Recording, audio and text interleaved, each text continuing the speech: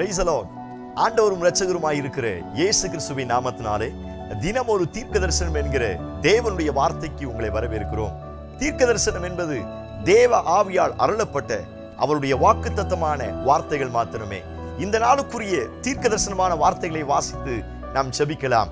யோவான் எழுதின சுவிசேஷம் 14வது அதிகாரம் 18வது வசனத்தை நான் வாசிக்கிறேன். நான் உங்களை திக்கற்றவர்களாக விடேன், உங்களிடத்தில் வருவேன். ஆமென். கர்த்தர் இந்த வார்த்தைகளை நமக்கு ஆசீர்வதித்து தருவாராக. இந்த நாளுக்கு தேவன் கொடுக்கிற தீர்க்க தரிசனமான ரேமா வார்த்தை, நான் உங்களை திக்கற்றவர்களாய் விடேன் என்று ஆண்டவர் வாக்குத்தத்தம் பண்ணுகிறார். இந்த சத்தத்தை கேட்கிற நீங்கள் யாராய் இருந்தாலும் ஆண்டவர் உங்களை பார்த்து டைரக்டா சொல்லுகிற அழகான வாக்குத்தத்தமான ரேமா வார்த்தை. ஸ்தோத்திரம்.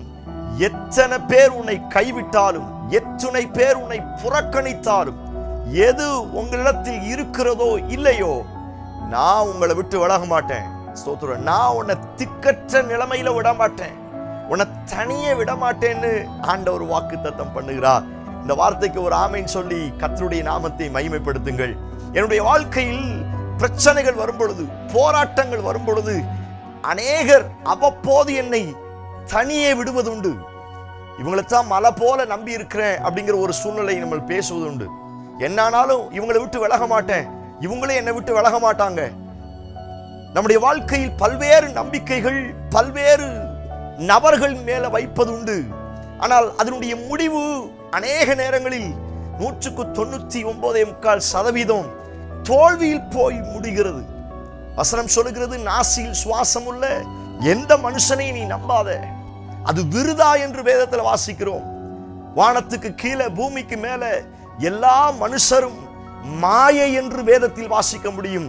அநேக நேரங்களில் நம்முடைய நம்பிக்கை ஒரு குறிப்பிட்டவர்கள் மேல வைக்கும் பொழுது அவர்கள் அநேக நேரத்தில் நம்முடைய வாழ்க்கையில் ஆசீர்வாதங்கள், மேன்மைகள், பண வரவுகள் குறையும் பொழுது நம்மை அறியாமலே அவர்கள் நம்மை விட்டு ஒதுங்குவது உண்டு, தூரம் போவது உண்டு, நம்மை விட்டு விலகி போவது உண்டு.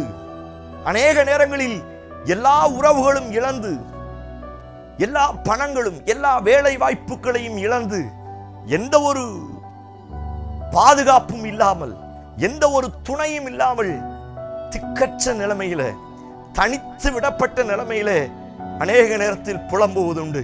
இந்த சத்தத்தை கேட்கிற நீங்கள் யாராய் இருந்தாலும் சரி, உங்களை பார்த்து ஆண்டவர் தீர்க்க தரிசனமாய் சொல்லுகிறார், நீங்கள் அப்படிப்பட்ட நிலைமையில் இந்த சத்தத்தை கேட்பீங்கன்னா, நான் உங்களை திக்கற்றவர்களாய் விடமாட்டேன் என்று கர்த்தர் வாக்குத்தத்தம் பண்ணுகிறார். நான் சொல்லுகிறேன், உங்களை அழைத்தவர் ஒரு நாளும் தனி வழியை விட்டு போவது கிடையாது. உங்கள் வலதுகையை பிடித்த ஆண்டவர் ஒரு நாளும் உங்களை நடு ரோட்டில் இறக்கி விட்டு போய்விட மாட்டார். Praise God. ஸ்தோத்திரம். சாராளுக்கு பிள்ளைக்காக ஆகார் தேவைப்பட்டது. பிள்ளை பிறந்ததுக்கு பிற்பாடு ஆகார் மேல சாராளுக்கு அவ்வளவு கோபம் வந்துச்சு.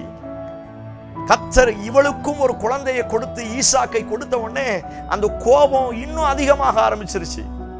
ஸ்தோத்திரம். ஆபிரகாமோடு சண்டை போடுகிறாள். அவள் இங்கே இருக்கக்கூடாது, அவளும் அவளுடைய மகனும் இங்க இருக்கக்கூடாது.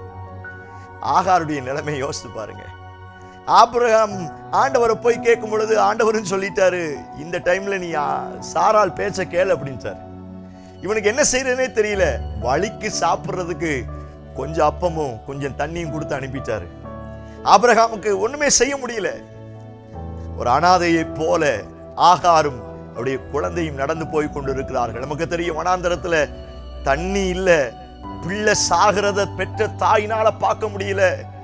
நம்பின எஜமாட்டி சாராள் கைவிட்டால், கணவனாய் இருந்து இதுவரை பாதுகாத்த ஆபிரகாமும் துரத்தி விட்டார். எந்த ஒரு ஹோப் இல்ல, ஃபியூச்சரை குறித்து எந்த ஒரு நம்பிக்கை இல்ல. பிள்ளை சாகிறத என் கண்ணால நான் பார்க்க மாட்டேன்னு பிள்ளை அந்த தூக்கி வச்சுட்டு இவள் அழ ஆரம்பிக்கிறார். பிள்ளை ஒரு பக்கம் கத்த ஆரம்பிக்கிறது. நீங்களும் நானும் ஆராதிக்கிற நம்முடைய ஆண்டவர் கூப்பிடுகிற காக்கை குஞ்சுகளுக்கும் உணவளிக்கிற தேவன் அல்லவா? கூப்பிடுகிறவர்களுக்கு உடனே பதில் கொடுக்கிற கர்த்தர் அல்லவா? இவர்கள் சத்தத்தை கேட்டு, பைபிள்ல வாசிக்கிறோம், பிள்ளையின் சத்தத்தை கேட்டு ஒரு துறவை திறந்தார் என்று வேதத்தில் வாசிக்க முடியும். ஆண்டவர் அங்க வெளிப்படுத்தின காரியம், நான் உன்னை திக்கற்றவளாகி விட மாட்டேன். Praise God. ஆகாரையும் அவருடைய குழந்தையும் ஆண்டவர் திக்கற்ற நிலைமையில விடல. எல்லாரும் ஒதுக்கி தள்ளினாலும் ஆண்டவர் அவர்களை திக்கற்ற நிலைமையில விடல. பிரியமான தேவனுடைய பிள்ளைகளே, இதுதான் ஆண்டவருடைய குவாலிட்டி. ஸ்தோத்திரம். எந்த சூழ்நிலையில ஸ்தோத்திரம், பணங்கள், அதிகாரம், வேலை வாய்ப்பு, உயர்வு, மேன்மை எல்லாம் இருக்கும் பொழுது எல்லாரும் வருவாங்க. சொந்தக்காரங்க வருவாங்க, நண்பர்கள் வருவாங்க, எல்லாரும் வருவாங்க. ஆனா என்னுடைய வாழ்க்கையில் குறைவுபட தொடங்கும் பொழுது, எப்படி இளைய குமாரனுடைய ஆஸ்தி கொஞ்சம் கொஞ்சமா குறைவுபட தொடங்கும் பொழுது எல்லாரும் அவனை விட்டு விட்டுட்டு போயிட்டாங்களோ, அவன் திக்கற்ற நிலைமையில இருந்தானோ, அதே போல இந்த உலகம், நம்மை சுற்றிலும் இருக்கிற ஜனங்கள் அநேக நேரங்களில் எதிர்பார்ப்போடு பழகுவது உண்டு. ஏதோ ஒரு திட்டத்தோடு, நோக்கத்தோடு பழகுவது உண்டு. அந்த நோக்கமும் திட்டமும் மாறி போன உடனே அநேக நேரத்தில் என்னை திக்கற்றவர்களாய் விட்டுவிட்டு அவர்கள் வேலையை பார்க்க போய்வது உண்டு. இந்த நிலைமையில் இந்த சத்தத்தை கேட்கிறீங்களா? உங்களை பார்த்து ஆண்டவர் சொல்லுகிறார், உனக்காய் நான் இருக்கிறேன். Praise God. நான் உனக்கு சொன்னதை செய்யும் அளவு உன்னை கைவிட மாட்டேன். நான் உன்னை விட்டு விலகுவதும் இல்லை, உன்னை கைவிடுவதும் இல்லை. உன்னை என் உள்ளம் கையில வரைஞ்சு வச்சிருக்கிறேன். உன் மதில்கள் எப்பொழுது என் கூட இருக்கிறது. இரவும் பகலும் நான் உன்னோடு இருக்கிறேன். நான் உனக்கு முன்னாடி போறேன். ஓ பிரைஸ் காட். எத்தனை வாக்கு தத்தங்கள், எத்தனை வாக்கு தத்தங்கள். நான் அந்த வார்த்தையை தீர்க்க தரிசனமாய் சொல்லுகிறேன். எது உங்க வாழ்க்கையில இருக்குதோ இல்லதோ, யார் உங்க கூட இருக்கிறாங்களோ இல்லையோ, அப்பா கொடுத்திருக்கிற வாக்கு தத்தம் உங்கள் மேல் இருக்கிறபடினால் நீங்கள் அனாதை அல்ல, நீங்கள் திக்கற்றவர்கள் அல்ல. ஓ பிரைஸ் காட். எத்தனை அந்த வார்த்தைக்கு ஆமென் சொல்றீங்க? நம்புங்கள். யார் என்னை விட்டு போனாலும் அந்த வாக்கு தத்தம் என்னை விட்டு போகாது. Price God. ஹல்லேலூயா. கை பிடிக்கும் பொழுது ஒரு வார்த்தை சொன்னார் அல்லவா? என்னை தூக்கி எடுக்கும் பொழுது ஒரு வார்த்தை சொன்னார் அல்லவா? என்னை வேறு பிரிக்கும் பொழுது எனக்கு ஒரு வாக்கு தத்தம், ஒரு தரிசனம், ஒரு தீர்க்க தரிசனம் தந்தார் அல்லவா? எந்த சூழ்நிலையிலும் இந்த உலகமே என்னை தனித்து விடப்பட்டு என்னை திக்கற்றவர்களாய் விட்டாலும் அவருடைய வார்த்தையும் அவரும் என்னை ஒரு நாளும் திக்கற்றவர்களாய் விட மாட்டார். ஓ பிரைஸ் காட். நம்புங்கள். நீங்கள் அனாதை அல்ல, நீங்கள் தள்ளிவிடப்பட்டவர்கள் அல்ல, நீங்கள் புறக்கணிக்கப்பட்டவர்கள் அல்ல, நீ தனியாள் அல்ல. ஓ பிரைஸ் காட். ஆமென். ஹல்லேலூயா. நீங்கள் தனியாள் அல்ல. அப்பா ஒரு நாள் உங்களை திக்கற்றவர்களாய் விட மாட்டார். நம்புங்கள். ஆண்டவரையும் ஆண்டவருடைய வார்த்தையும் நம்புங்கள். இந்த வசனம் ஒரு நாள் உங்களை தனியே விடாது. பைபிளை வாசிக்கிறோம், ஒரு சொல்லு கூட தரையில விடாதான். அப்பா கொடுத்த வாக்கு தத்தங்கள் எப்பொழுதும் உங்க கூட இருக்கும். நீங்க கீழே இறங்கும் பொழுது அந்த வார்த்தை உங்களை தேய்க்கும். நீங்க மேல லிப்ட் ஆகி போகும் பொழுதும் இந்த வார்த்தை உங்களை கைவிடாம இருக்கும். சிங்கம் வரும் பொழுது, கரடி வரும் பொழுது, கோலியாத்து வரும் பொழுது அப்பா கொடுத்த தரிசனமும் வாக்கு தத்தமும் உங்களோடு கூட இருந்து நீங்க திக்கற்றவர்கள் அல்ல அப்படிங்கறத ப்ரூவ் பண்ணும். இந்த வார்த்தையை கர்த்தர் உங்களுக்கு டைரக்டா தீர்க்க தரிசனமா சொல்றாரு. நீ திக்கற்றவள் அல்ல, நீ திக்கற்றவள் அல்ல, நீ திக்கற்றவள் அல்ல. என் வார்த்தையை நான் உனக்குள்ள வைத்திருக்கிறேன்.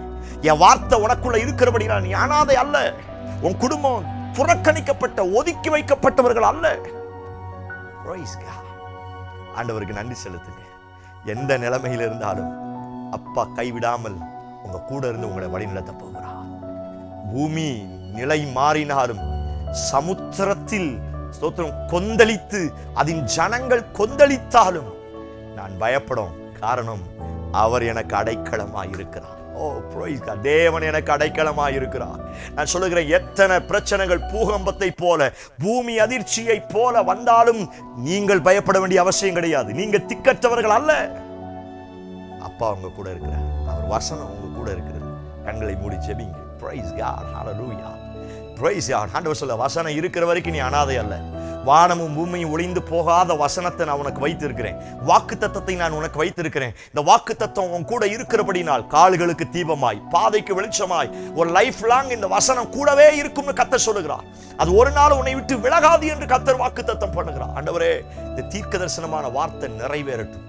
திக்கற்ற நிலைமையில் இந்த சத்தத்தை கேட்கிறாங்கன்னா இந்த வார்த்தை அவர்களை மறுபடியும் உயிர்ப்பிப்பதாக என்று நான் ஜெபிக்கிறேன். வாழ்க்கையை கர்த்தர் கட்டி எழுப்பும். கைகளில் ஒப்பு கொடுக்கிறேன். இயேசு கிறிஸ்து மூலம் ஜெபிக்கிறோம். ஜெபம் கேளும் நல்ல பிதாவே. Amen. Amen. Praise the Lord. நம்பிக்கையோடு இந்த நாளை துவங்குங்கள். வசனம் உங்க கூடவே இருக்கிறது. அப்பா உங்க கூடவே இருக்கிறார். தைரியமா இருங்க. எல்லாத்தையும் ஓவர் கம் பண்ணி ஜெயிப்பீங்க. இந்த செய்தி உங்களுக்கு ஆசீர்வாதமா இருந்துச்சுன்னா மற்றவங்களுக்கு ஷேர் பண்ணுங்க. அநேகருடைய வாழ்க்கையை கர்த்தர் கட்டி எழுப்பட்டும். Amen. Praise God. God bless you.